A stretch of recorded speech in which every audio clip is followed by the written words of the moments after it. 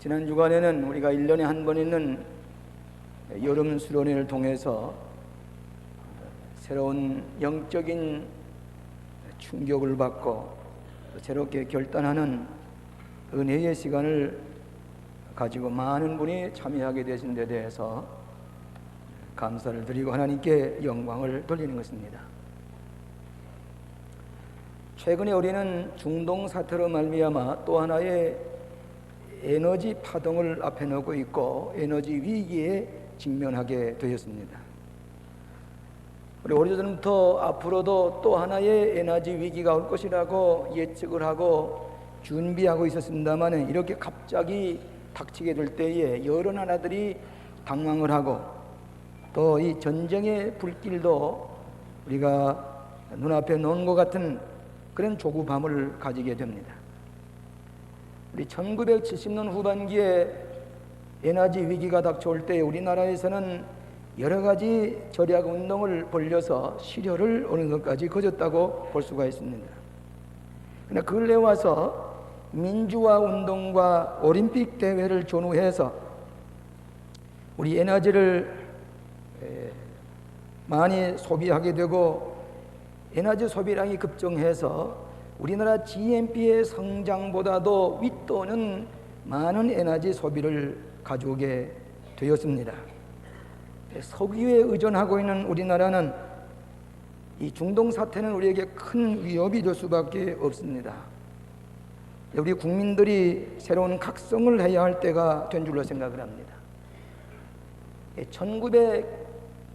1970년도 말에 세계의 에너지 위기가 있을 때에 미국의 카터 대통령이 에너지 위기를 극복하자고 하는 텔레비전 연설을 한 적이 있습니다.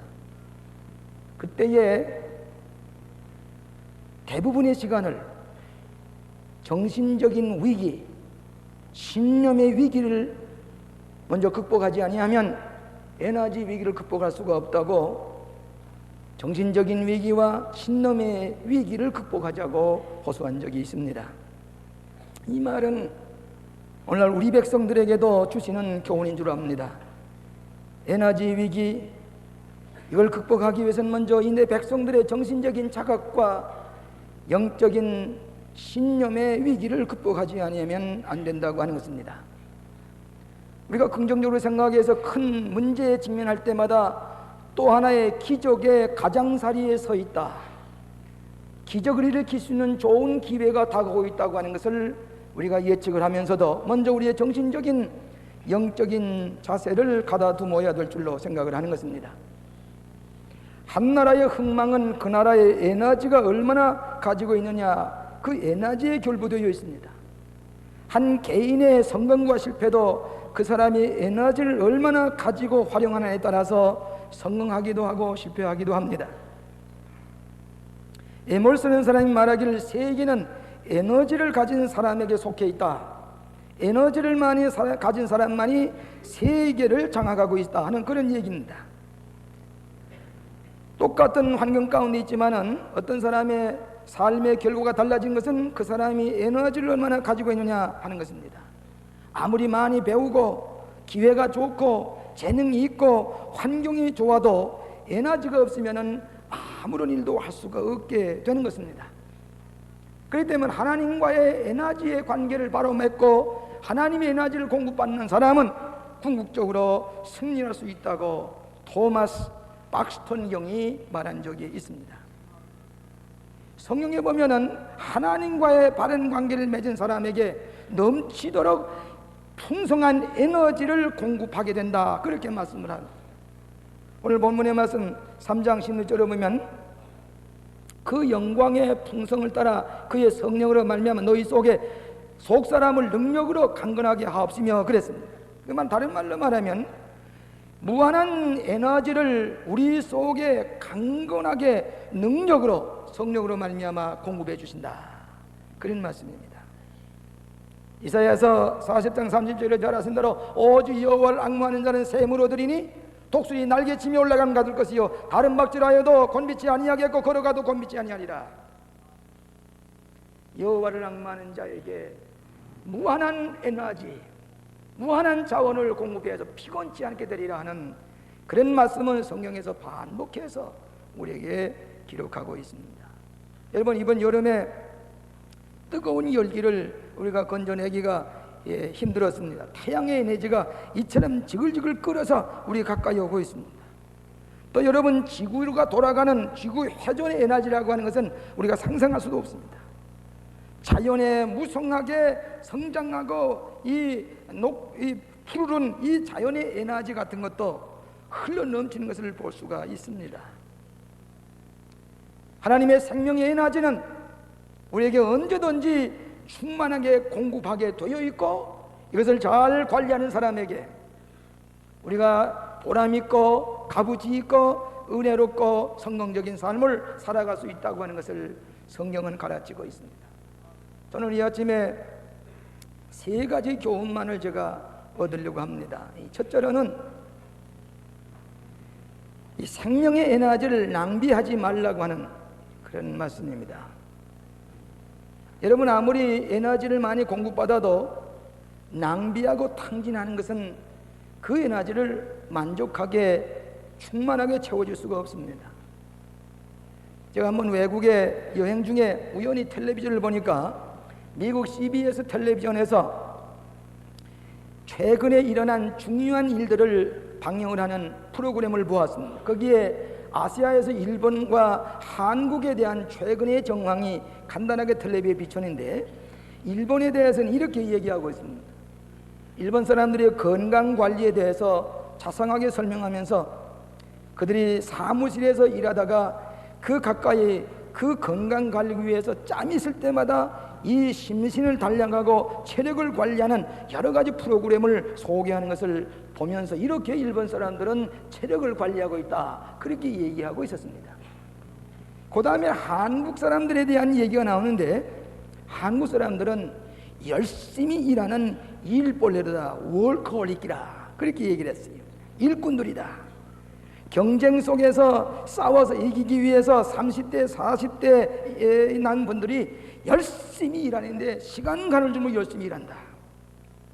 그리고는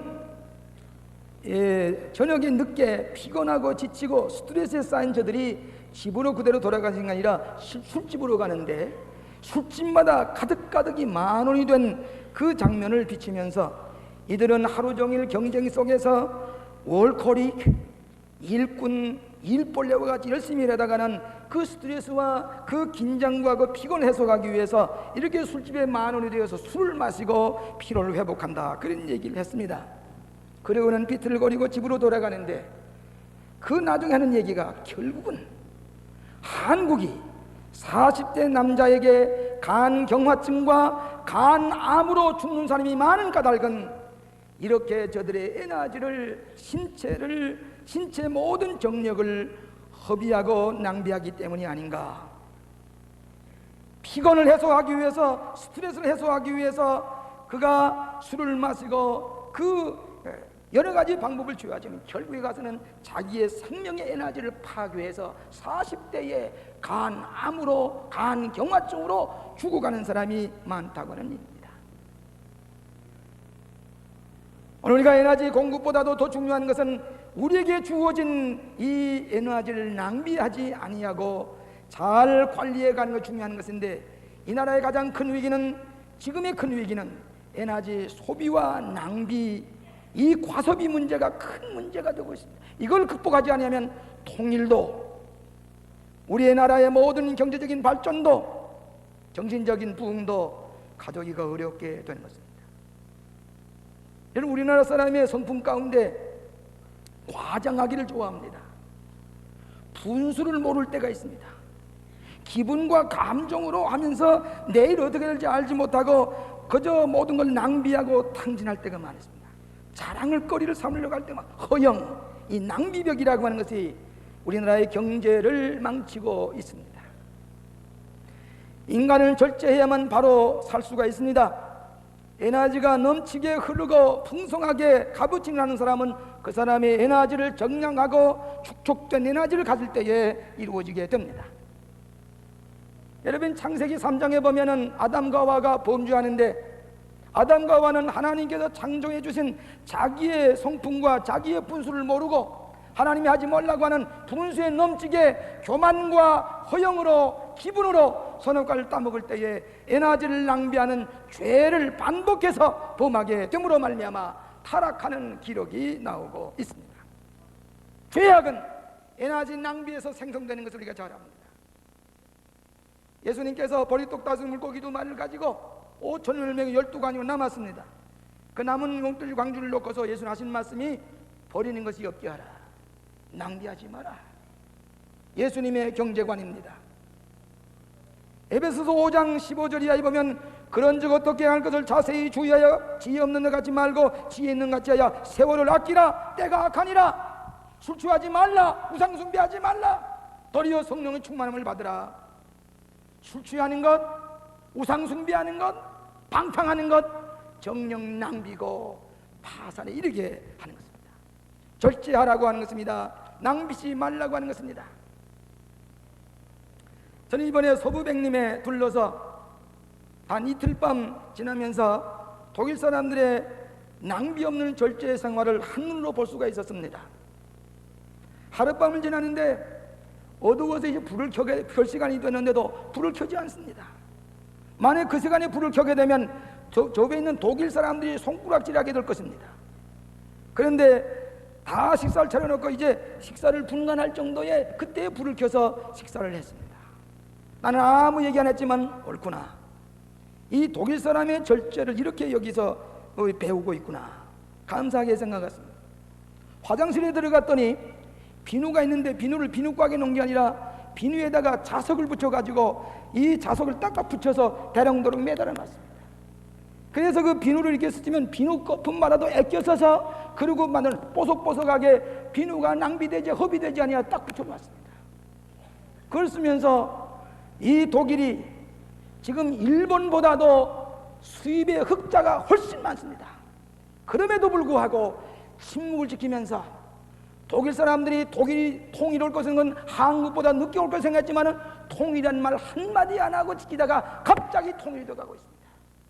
그 통일이 운영이 된 게 아니라 선전이 된 게 아니고 이대로 된 게 아니라 돈을 저축해 모았다가 동독을 몽땅 사들인 것 같은 그런 희생을 통해서 동독이 통일이 됐기 때문에 누가 얘기하지 못합니다.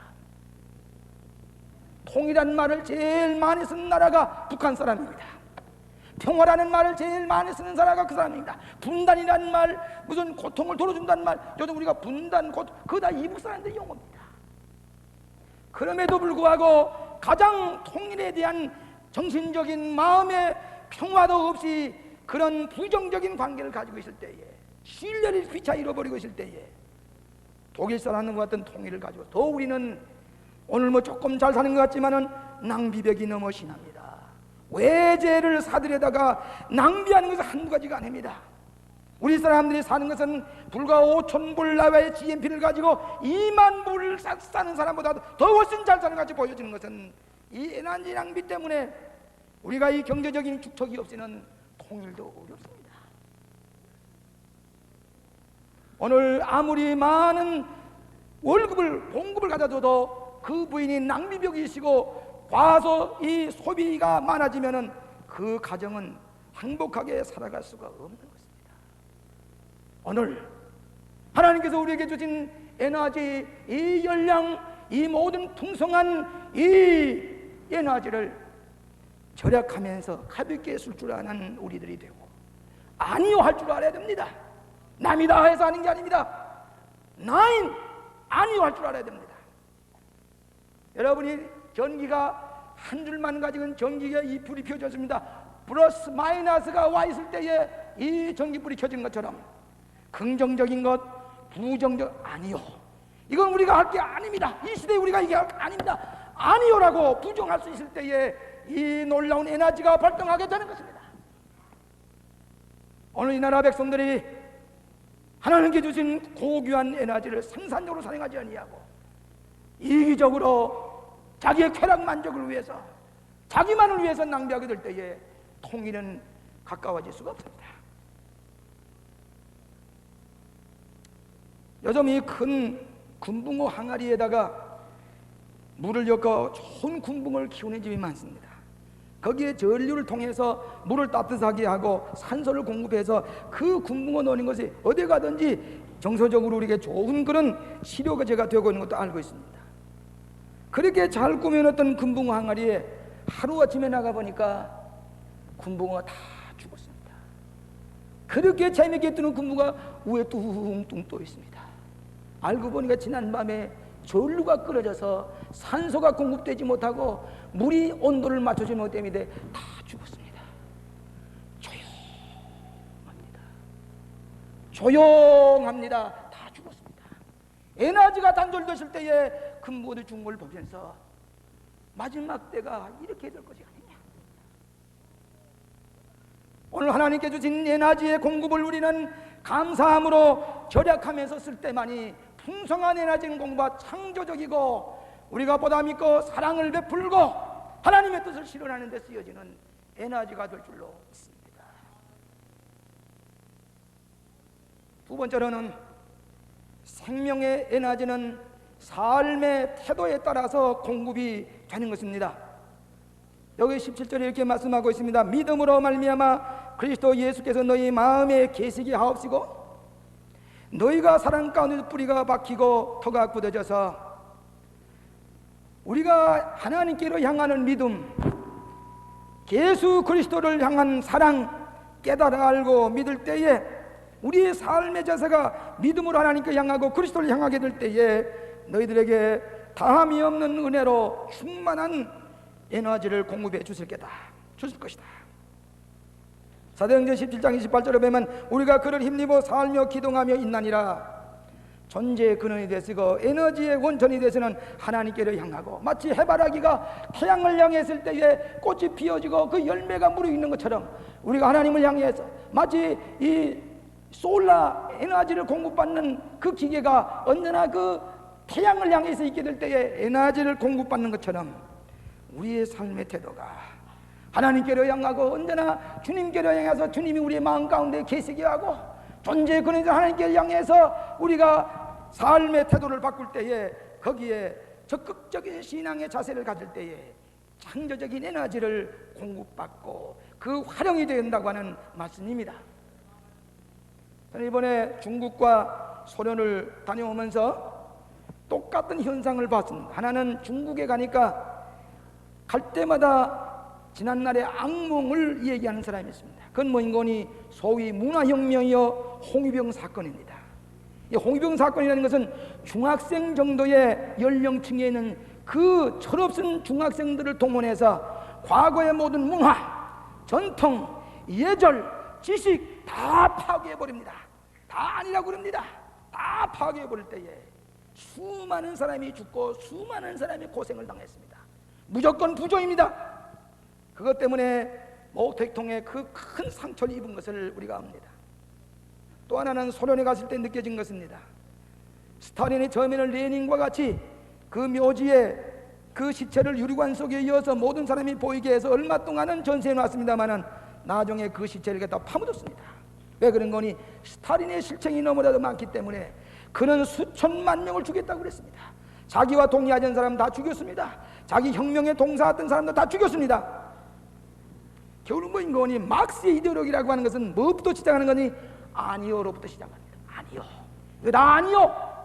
아니오로부터 시작을 하면서 무슨 정반함이라는 얘기를 하고 있지만은 결국 부정은 부정의 결과를 나타내므로 말미암아 오늘날 소련이나 중국이나 막스의 이데올로기를 숭상하는 나라가 인간의 삶의 에너지를 상실한 채 큰 피해를 입고 뒤떨어지고 그 경제적으로 타락한 삶을 사는 것은 인간 개인에게 참된 삶의 에너지를 공급하지 아니하는 부정적인 사고에서 온 것이라고 보게 되는 것입니다.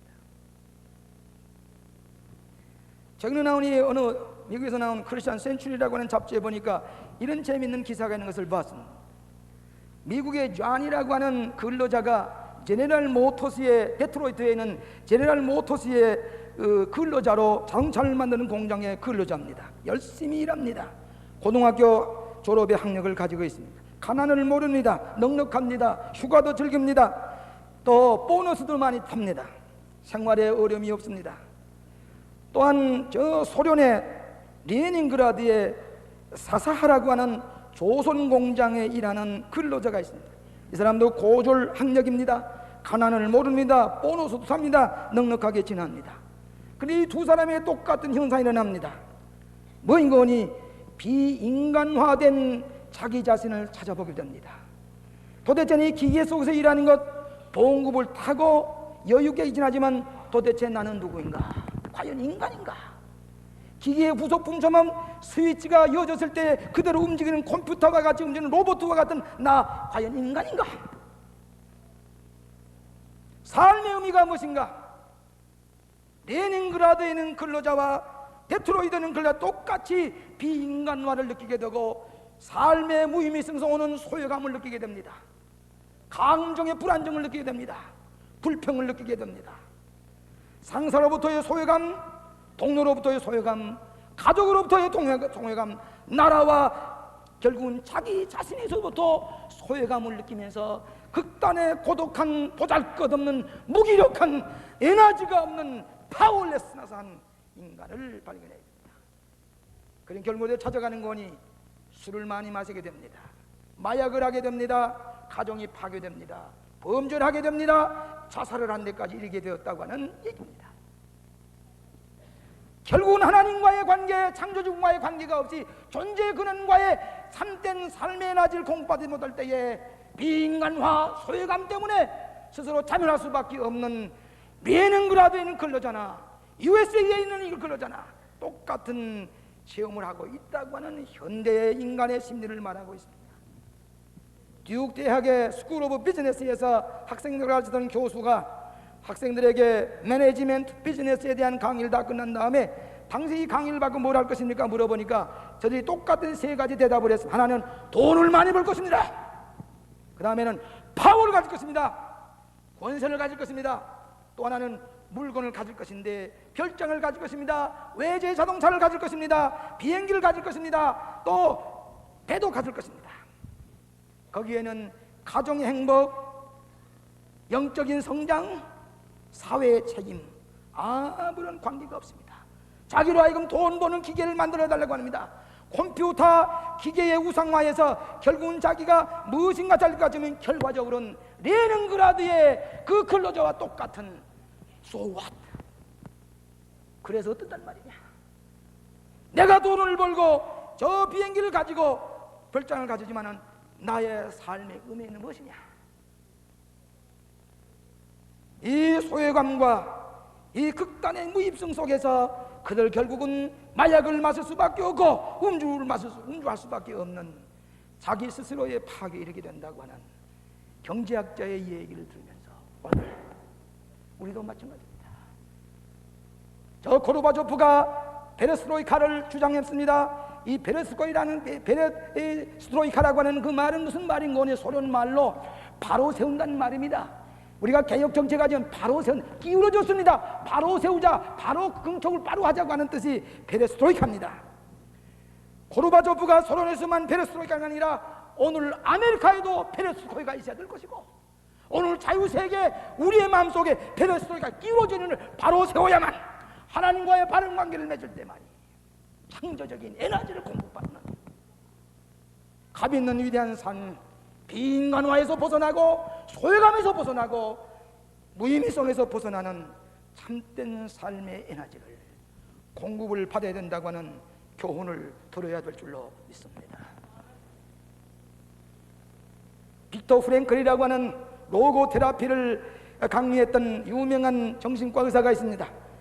이 어떤 사람이든 이 일의 의미를 찾지 못했을 때에 그는 이런 얘기를 하면 찾아야 된다고 그랬습니다. 삶의 의미를 자기의 창조적인 능력으로 세계에다 무엇을 공헌하고 세계가 무엇인가 성취되어 나갈 때 보람을 느끼고 의미를 느끼게 될 것이고, 이 세상에서 모든 사람과의 관계성 속에서 무엇인가 나에게 보람을 얻어지게 될 때에 의미를 느끼게 될 것이고, 또 하나는 내가 어찌할 수 없는 변화할 수 없는 운명적인 고난에 내가 직면하게 될 때에 의미를 느낄 수 있다고 얘기를 했습니다. 다시 말하면 이 세상에 내가 있는 에너지를 주고 이 세상에서 내가 도움을 받고 그리고 아무리 어려운 고난이 날 때 그 앞에 떳떳이 서서 나갈 때에 인간의 의미를 느낄 수 있다고 얘기를 했습니다. 하나님의 뜻에 합당한 에너지를 바로 쓰게 될 때에 하나님께 더욱 충만하게 공급해 주시는 것, 낭비하지 아니하고 사랑을 베풀고 남에게 도움을 주고 남과의 관계에 있어서 내가 무엇인가 에너지를 쏟아부을 때에 우리에게는 날마다 새로워지는 에너지를 공급받는 것이 크리스천의 삶이라고 하는 것입니다. 우리 교회 큰 교회니까 때때로 다른 교회에서 이명해 온 교인에게 어떻게 우리 교회를 찾아서 등록하게 됐습니까? 물어보면은 흔히 이런 얘기를 합니다. 저 조그만 교회 가게 되면 그저 성가대도 해야 되고 주일학교도 해야 되고 선교회도 해야 되는데 도무지 무거워서 부담이 너무 많아서 도무지 피곤해서 지쳐서 할 수가 없어서 그저 이 큰 교회면 부담 없이 예수 믿기려고 왔습니다. 그래요. 부담 없이. 척 듣기에는 그럴싸합니다. 여러분, 많이 배운 사람이 박사학위도 하고 제주되는 사람이 아이고 너무 세상에 나가면 내가 짐이 무거우니까 아이고 커튼 닫아놓고 쉬어야지 캄캄한데 혼자 쉬어야지 아무것도 부담 없어 사회나 부담 없이 쉬어야 돼. 결국은 그 사람은 정신병자가 되고 맙니다. 오늘 우리에게 주어진 것 써야 됩니다. 활용을 해야 됩니다. 우리 교회 와서 성가대도 하고 주일학교도 하고 선교회도 하고 전도도 할 때에 그때에 내게는 새로운 에너지가 생솟음치는 창조적인 보람이 있는 날마다 젊어지는 새롭게 되는 삶을 살아가는 것이 하나님께서 우리에게 에너지를 주신 창조의 원리인 것을 알아야 됩니다. 흔히 우리는 부담 없이 예수 믿게 하다 듣기는 좋습니다. 자기가 죽는 길입니다. 자기가 쇠퇴하는 길입니다. 여러분이 두 눈을 가지고 한 눈만 가지고도 볼 수가 있으니 이 한 눈은 내가 노쇠 있을 때에 이 보호했다가 한 눈은 나중에 보리라. 한 눈에 이렇게 다 이제 안대를 끼고서 한 눈만 가지고 지나다가 얼마 지난 다음에 이전 이 눈이 생생할 때는 이 눈을 봐야 되겠다 하고 이 눈을 뗐을 때는 이 눈의 동자는 이미 다 세포가 죽어서 골아서 볼 수 없는 눈이 되고 마는 것입니다. 날마다 우리에게 새 힘을 공부하실 때에 창조적으로 살아가고 남을 위해서 쉴 새 없이 에너지를 공급할 때에 하나님은 날마다 새로운 은혜로 우리를 공급해 주시고 우리 창조적인 보람 있는 살게 하시는 적극적인 에너지의 활용이 우리에게는 성공적인 삶, 하나님의 뜻을 이루게 하시는 것을 믿으시기 바랍니다. 세 번째로 우리는 기도함으로 충만한 생명의 에너지를 얻을 수가 있습니다. 기도함으로 오늘 여기 보니까 3장 14절에 이러함으로 내가 하늘과 땅에 있는 각 족속에게 이름을 주신 아버지 앞에 무릎을 꿇고 비노니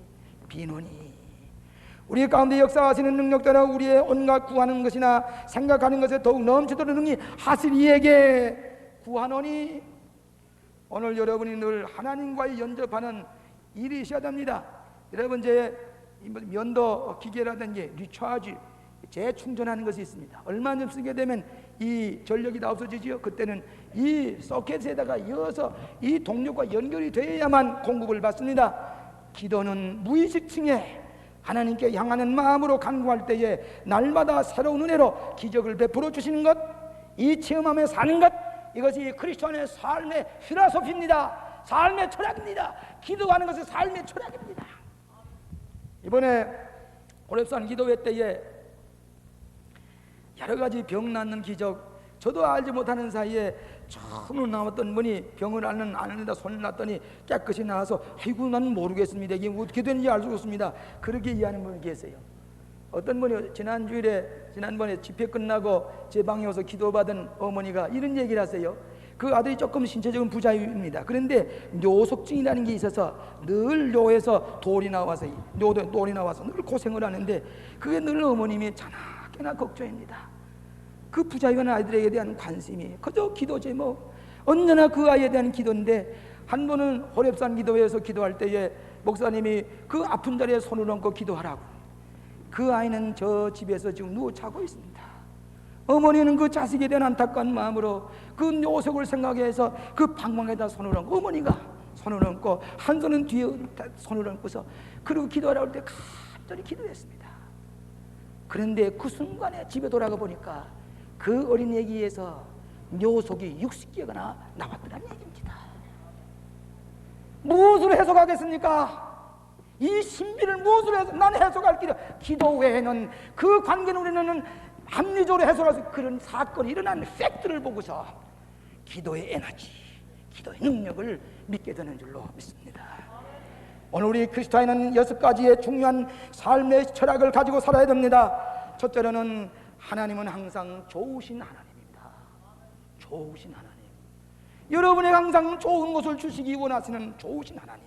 두 번째로는 진리는 항상 진리입니다. 진리는 언제나 진리입니다. 세 번째로는 인간에게 주어진 에너지를 비롯해서 모든 가능성을 우리에게 주신 것을 믿어야 됩니다. 네 번째로는 하나님의 형상대로 지음을 받은 나 자신은 내 생각과 감정과 양심 모든 것은 하나님의 형상, 증승의 모습이 아니라 하나님의 형상을 지음받은 그것이 나를 컨트롤하고 나를 지배하고 있다는 것을 믿어야 되는 것입니다. 다섯 번째로는 기독교의 진리는 인간의 삶 안에서 활용될 때에 결국은 축복이 되는 것.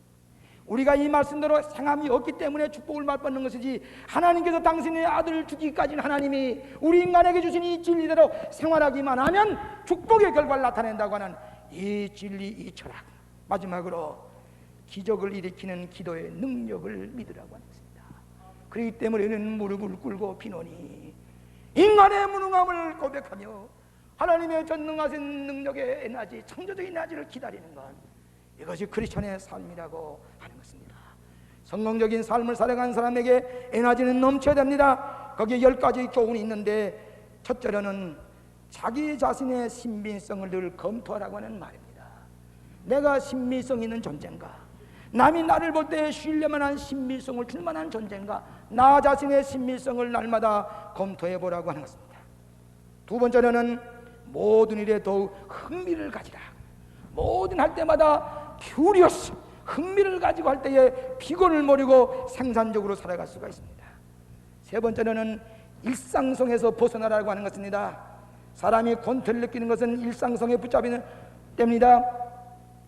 여러분, 여름 휴가를 가서 들이나 산에 갔다가 바다에 가서 놀다가 휴식을 하고 오는 것은 일상성에서 한번 벗어나 보는 거 아닙니까? 그럴 때 리크리에이션, 새로운 창조의 능력이 나타나게 일상성에서 벗어나야 됩니다. 네 번째로는 늘 자기 자신을 정직하게 보라는 것입니다. 꾸민 대로, 형식대로 이 무슨 아티피셜한 그걸 보는 게 아니라 정직하게, 오네스트. 다섯 번째로는 내게 오는 보상은, 내가 얻는 보상이라고 하는 것은 내가 다른 사람을 위해서 봉사했거나 구제했을 때에 남에게 준 만큼 돌아오는 것입니다.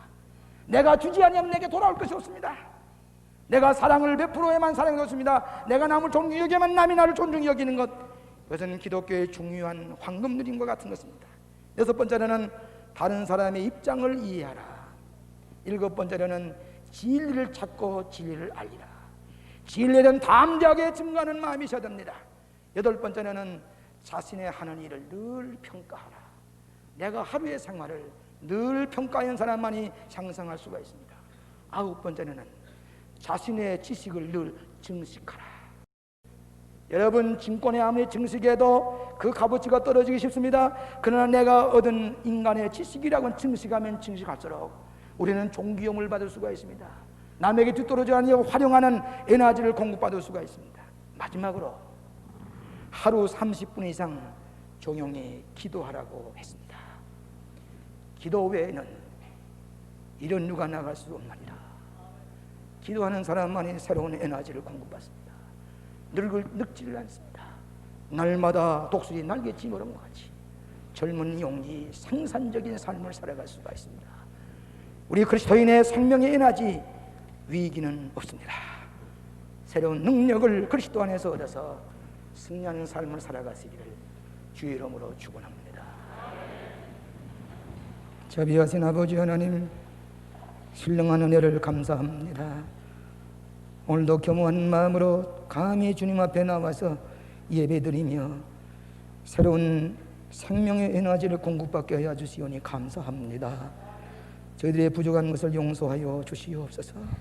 기도하는 당신의 종들의 간구를 들어주시고 응답하시사 날마다 독수리 날개 찜올른 것 같은 샘을 더하여 주시고 세상 사람들에게 존귀 영입을 받는 위대한 구원의 삶을 살아가게 하여 주시옵시기를 예수님 이름으로 기도하옵나이다.